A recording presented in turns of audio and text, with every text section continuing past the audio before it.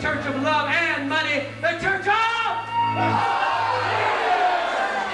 That's right, children. Now, you know, children, usually when the Pope of all New York and Idaho comes out to preach, the first thing he does is he tells you about the rules of the church of the SubGenius. And I think we all know that the first rule of the church of the SubGenius is that the SubGenius must have...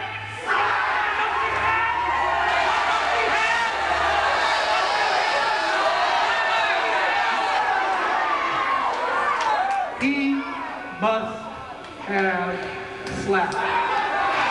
For the first part of my sermon tonight, I'm going to discuss something very near and dear to my heart. But first, children, we have a quote for the evening. A quote that's going to be the thematic material for the first part of my preaching. A quote by some obscure philosopher to show you that we're not kidding around, children. Anyone who thinks the conspiracy is a metaphor, gaze upon me, children. Children, the conspiracy is no mere metaphor, children. It's no simile. It's not even a dangling participle, boys and girls, brothers and sisters, children. The conspiracy is a real, living, breathing, fiendish entity. It wants you, children. Oh, it wants you bad. Now, you know, children, people used to come to me and they would say, "Dad! They would say to me, "Real Dad!" They would say to me, "Pull them all New York City, Dad!" What is a SubGenius? Well, you know, children, I used to tell them that a SubGenius was someone that could do one thing extremely well and nothing else at all, or that a SubGenius was someone who could do a little bit of everything but nothing well enough to turn about. Well, children, I wasn't exactly wrong, but I had been missing the mark somewhat. The first thing you have to remember about a SubGenius, children, is a SubGenius is someone who picks a field of endeavor that it takes an entire life to be good at. Yes, children, SubGeniuses pick fields, they pick careers, children, where it takes your entire life to discover that you're a failure.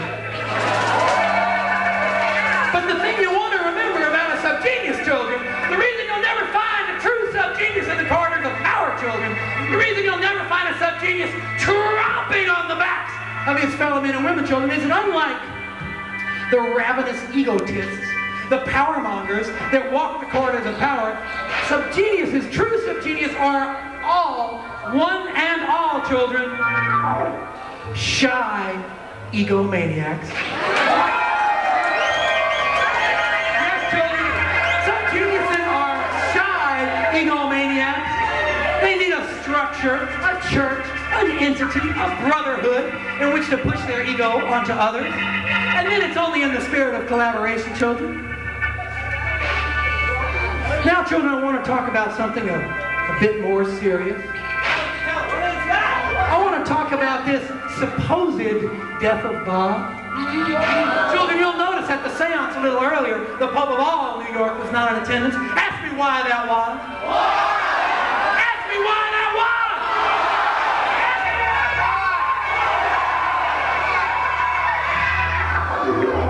Children, the answer is simple, because J.R. Bob Dobbs, not entirely unlike Paul McCartney, is alive.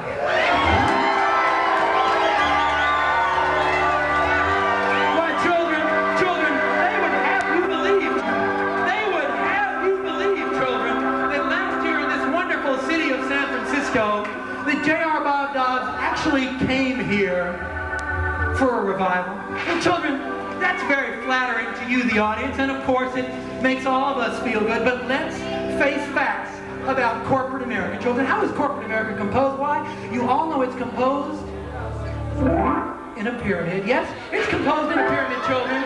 And Lee Iacocca sits at the top, and the man busting rivets on the assembly line sits at the bottom. We are not unlike that man busting rivets in the great pyramid of the church of the SubGenius. Now I ask you, children, let's try to find an apt analogy, the SubGenius analogy test tonight. Let's find an apt analogy for the revival last year. Couldn't we liken it to, really, when you consider that Bob has to go all around the universe. He has many things to do, many planets to look after, many deals to settle.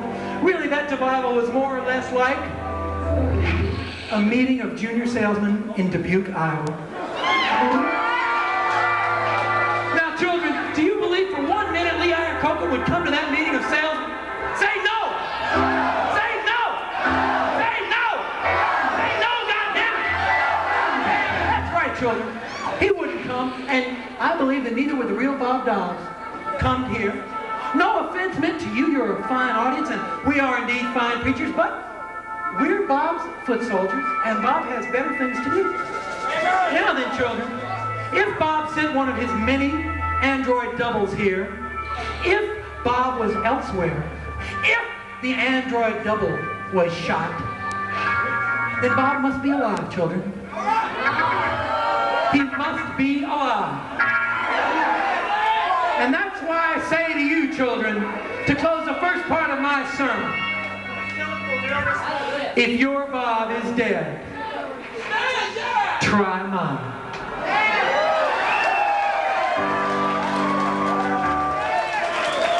And now, children, the lovely left coast jaded hardened pro all zombie choir for Bob is going to treat you with a wonderful song, and I'll be back for part 2 of my sermon.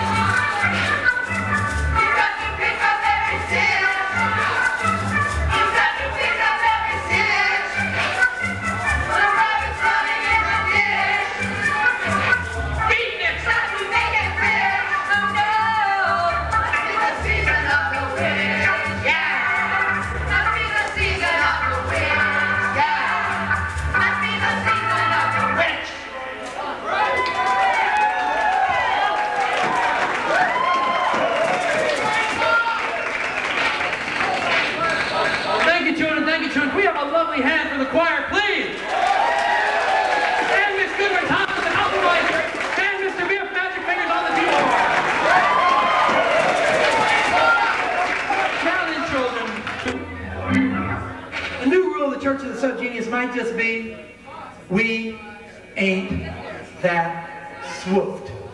We just ain't that swooped. We ain't that goddamn swooped, children. They got more money, power, and organs of expression than we'll ever find. Yes, children, it is the season of the witch. It's the season of the witch in a deadly way. One of the evils of this season that we're undergoing, children, is the evil of deregulation. Children, as you know, once upon a time, we had competition in this great land. We had many firms competing with one another, and soon we had giant trusts. And then we had rules to prevent these trusts from taking over one another. That was regulation. Then pretty soon, children, we had deregulation. What do we have?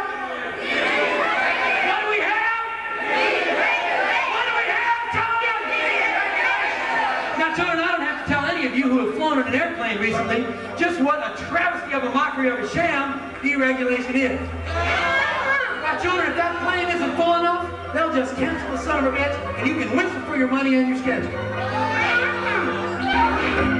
You're screwed, children, because the little carriers have been driven out of business. But children, in case you wonder where I'm going with this, are you wondering, children? Are you wondering where I'm going? Are you wondering where I'm going with this, children? Well, I'm going to tell you where I'm going with this, children. There's one arena of human endeavor that has always been deregulated, and that area of endeavor is religion. And since it's never been deregulated, children, the major carriers have sprung up and dominated the numbers of the marketplace. Well, children, how can you compete with your Christianity, your Judaism, your Mohammedanism, your Hinduism, and your Buddhism? Well, children, you can become a diabolicist if that's what you like. You can become a snake handler, but let's face it, children, that's a mighty unsatisfactory way to do your spiritual business. Yes, children, there's a direct line from you to God in your Christianity, your Judaism, your Mohammedanism, your Buddhism, and your Hinduism. But children, there's only one place where there's a direct line between you and Bob. Children, the Church of the SubGenius is the small carrier. It's the small religious carrier. It's the small religious carrier devoted to its clientele. You might say, children, it's not entirely unlike Eastern Airlines. The Church of the SubGenius is owned and operated by its employees.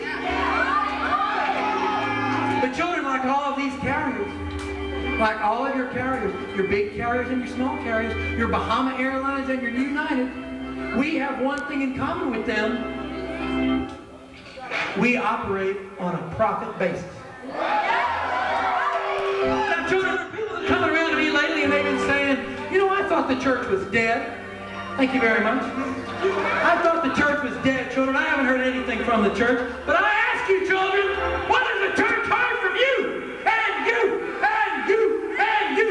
And you, and you, and you, and you. Children, how many of you have been typing unto Bob that which is Bob's? How many of you have kept up your pledge to give 10% of your worldly goods to the Church of the SubGenius? How many of you have spent $9.95 for the book of the SubGenius? How many of you have bought the t-shirts? Children, let me ask you a question. Does the Church of the SubGenius run on air? No! Say what? No! Does the Church of the SubGenius run on love? No! Does the Church of the SubGenius run on honey? No! What does it run on? What does it run on? And children, whose money does it run on? Your money. And we ain't got enough of your money. So children, if you want to protect the small spiritual carrier, you must support the small spiritual carrier. Because children, it's your dollars that fuel the church. Your dollars that make it go. But where are your dollars going, children? What's taking those dollars away from the church? Well, children, when I come back, I will tell you where it's going.